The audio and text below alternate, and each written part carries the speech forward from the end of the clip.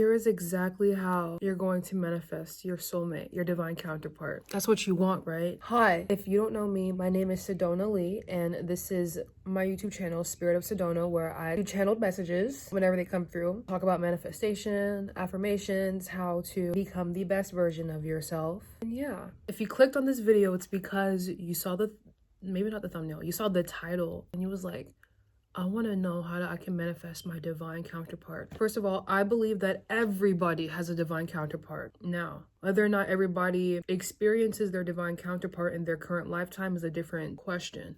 But if you click this video, it's probably because deep down, somewhere inside of you, you know that I'm supposed to experience a life with my divine counterpart. That's what I want. You want, if you're watching this video, you want groundbreaking, soul evolutionizing love. You want a love story that's for the books. You want a fairy tale romance. It's for the books. Okay, I got you. To manifest your soulmate, divine counterpart, the very, very, very first thing you need to do before you even put that intention into the universe is acknowledge that it is going to take a long time. Okay? I'm just giving you the deets from the beginning. You need to acknowledge that this is not going to happen overnight. This is not going to happen in 2 months, 3 months, or even 5. It's not going to happen in a year. Depending on who you are and how heavy your spirit is with gunk and low vibrational energies, it is going to take a long time. That is the very first thing you need to do if you want to manifest your soulmate's divine counterpart, okay? The second thing you need to do is you need to acknowledge that it's going to take however long it takes. It's going to take as long as it needs to. And then choose to commit. Choose to make that commitment to yourself, to your divine counterpart. Choose to make that commitment. I'm going to better myself so that we can find each other and that we can be together. Now that we've got that out the way, to manifest your divine counterpart, the person that was made for you, you're gonna have to sacrifice a lot. Depending how, no judgment, depending how promiscuous you may be, how active, if you know what I mean, you may be, you're going to have to sacrifice that. You are absolutely going to have to sacrifice physical intimacy. You're gonna have to stop laying down with a bunch of different people if that's what you're doing. You're gonna have to stop laying down with people if that's what you're doing. You're gonna have to go celibate. Yes. Trust me, you're gonna have to go celibate. If you want to manifest your divine counterpart, you have to go celibate. No one, whether you're female or male or whatever your gender identity is, no one is touching your pretty bits, okay? No one's touching them. No one except you. You need to stop letting other people have access to your body. Cut the access that people have to your body off. Cut it off completely. There's no, oh, maybe I can lay with this person a little bit and then I'll just know. If you want to manifest your divine counterpart, you need to cut access to your body off from every single person ever until it's your divine counterpart, okay? But they're not coming for now. You need to understand that your divine counterpart is not going to be here for now. But first things first, you need to cut access to your body off completely. Nobody's allowed to touch you. Nobody is worthy enough to touch your body, okay? Nobody is worthy enough. If they're not your divine counterpart, they have no right even thinking about your body, let alone actually seeing it and touching it, okay? You need to completely. That was my knee brace. I seriously cannot stress this enough. You have to stop laying down with people. You have to go completely celibate. Depending on your level of your experience level with intimacy, it may be easier for you or harder. You know, if you have a lot of intimacy with people, then your body's used to it. You're gonna have to really like cold turkey stop it. Dead ass. You have to cold turkey stop it. Okay?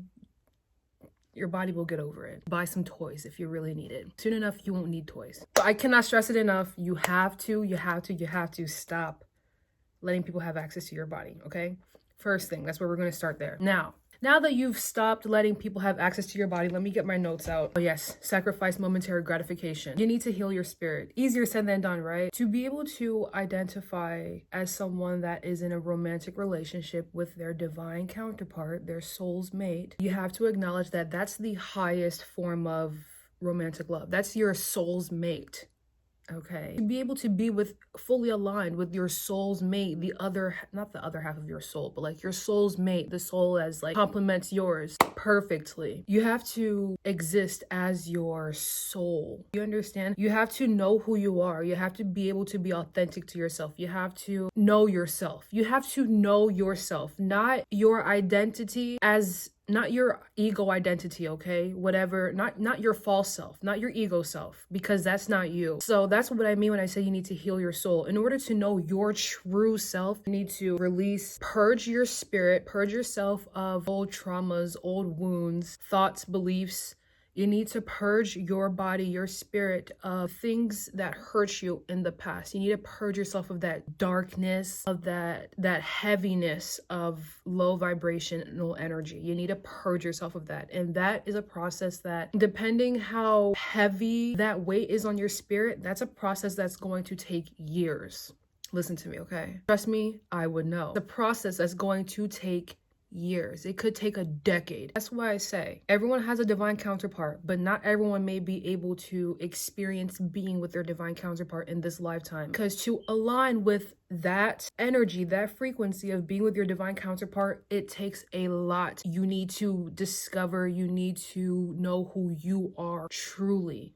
You need to know who you are, right? And at the very least, if you don't know who you truly are completely, you have to be at a place where you are more aligned with your soul than your ego, if that makes sense. You have to release your ego self. That's the false identity. That's your mask, okay? The thoughts, the beliefs, the everything that is not aligned with you. And you are going to know, you're going to feel it. The moment you say, I want my soulmate, my divine counterpart, the universe starts working that very same second. So you're going to start feeling what is not aligned with that frequency of your being with your divine counterpart, okay? You're going to start feeling that either as soon as possible or in the coming days, weeks. The universe is going to show you every single obstacle that is in the way of you being with your divine counterpart, okay? You need to heal your spirit. To be with your divine counterpart, you need to heal your spirit. You need to be able to think for yourself. What do I like? Who cares what anyone else thinks, what anyone else says? What do I think? Okay, what do I say? What do I think about myself? How do I feel about myself? Do I feel this way about myself based off of something that someone told me years ago? Or is this how I genuinely feel about myself when I cut out everything else, when I cut out all the other noise and rah, rah, rah, okay? Abandonment wounds, attachment wounds, all of that. Psychology very much goes hand in hand with spirituality. The mind, spirit, all of that, they very much go hand in hand, okay? If you have any attachment wounds, that's because that's what your spirit was taught. That's the psychological, the scientific term, whatever psychology wants to call it. I was a psychology major for a semester in college, okay? Don't play with me. Psychology and spirituality very much go hand in hand. Psychology is just the scientific term. While you're on this journey to healing your spirit, you will become more intuitive. The more that you remove that gunk out of your spirit, the gunk out of your spirit and your body, things are going to just start aligning, happening naturally, you know? Things are just going to start flowing in and settling in. And they're not going to be like this big, like, oh, wow, in your face thing. No, it's just like, Instead of staying on my phone, right, before bed, I think I kind of want to turn my phone off and maybe read a book like that. It's just like a thought, like instead of drinking soda, I think I'd rather have maybe a cup of water. You know, it's just, that's when that starts to happen, when it starts to feel like, I think if instead of doing this, I want to do this instead. That's how you know that flow is happening. That flow, that's how you'll know that you are making progress on the journey of healing your spirit. That's how you will know you are making progress on the journey of healing your spirit. When things that you used to do when you were in that low vibrational energy, you just stop feeling for it. I don't really care for this stuff anymore. And then you start feeling for, I think instead of staying in bed all day, I think I kind of want to go sit outside in the grass and look up at the sun and the clouds. You know, like it just happens. Trust me, I would know.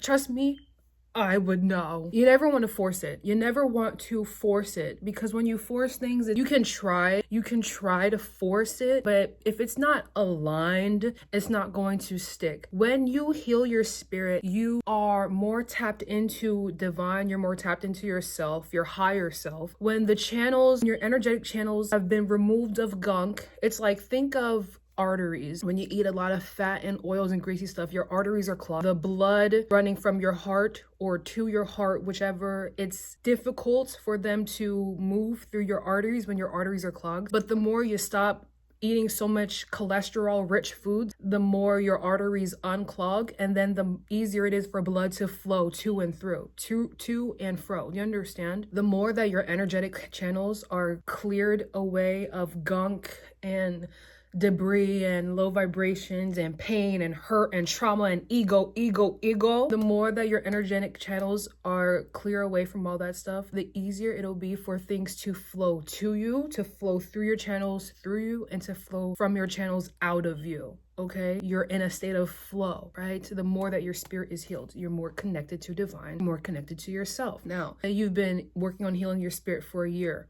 Yay, that is awesome. The person you were a year ago is a completely different person from the person that you are now, a year later, if you've been working consistent with your healing journey, right? Obviously, depending, like I mentioned before, how heavy these low vibrational energies were on your spirit, you're going to need more than a year. I needed at least, my healing journey started in 2020. And we're in 2026. That's 6 years. I've been asking for my soulmate divine counterpart way before then, okay? So that's just to kind of give you some perspective on the timeline. You need to heal your spirit. Okay. Now, you're healing your spirit. Yay, great, awesome. I'm telling you from the bottom of my heart, the deepest part of my soul, I am so unbelievably happy for you, because you want to know why? Healing your spirit, that journey is not easy. It is not easy. It is not easy. It is not easy. It is not easy. It is not easy. It is one of the hardest things you will ever do. I'm telling the God honest. Healing your spirit, your soul, is one of the hardest things you will ever do. Okay? Take it from me. It's not that easy to get your divine counterpart. I'm telling you, it's not easy. It's not. It takes a lot of inner work and transformation to be able to see that door, let alone open it and walk through it and receive them. Do you understand? But yeah, that's how you're going to manifest your soulmate divine counterpart. That's how you're going to manifest them, by acknowledging that it's going to take however long it takes for you to get on the frequency of that connection. Then choose to commit to transforming yourself so you could get onto that frequency of that connection, no matter how long it takes, which means sacrificing momentary gratification, sacrificing it, go completely celibate. I'm dead ass. Heal your spirit, and in the midst of healing your spirit, you will be able to acknowledge your worth and your value. You need to acknowledge your worth and your value. I hope that video gave you all you needed to know about how you're going to manifest your soulmate divine counterpart. This is not something that happens overnight at all.